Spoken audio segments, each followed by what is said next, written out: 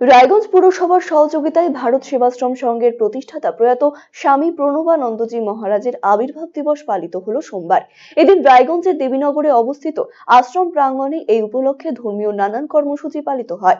প্রণবানন্দজির জীবন ও কর্মকাণ্ড নিয়ে আলোচনা করেন উপস্থিত বিশিষ্টজনেরা। স্বামী নিরঞ্জনানন্দজি মহারাজ, সাধন কুমার বর্মন, নিটন সরকার, শুভেন্দু মুখার্জি সহ অন্যান্য বিশিষ্ট ব্যক্তিরা এদিনের অনুষ্ঠানে উপস্থিত ছিলেন।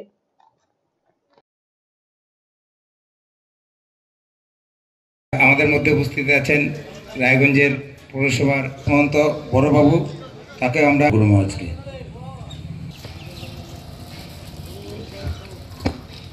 লিটন দাকেও আমরা পুষ্পার্ঘ নিবেদনের জন্য অনুরোধ করছি। সেবাশ্রম সংঘের অধ্যক্ষ। আজকে আপনাদের এখানে কি কর্মসূচি হলো? রায়গঞ্জ পৌরসভা থেকে আমাদের এই ক্যাম্পাসে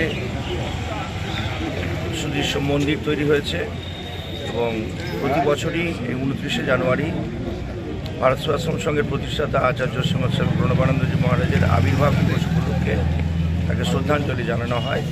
এই উপলক্ষে আজ আমরা এখানে সকলে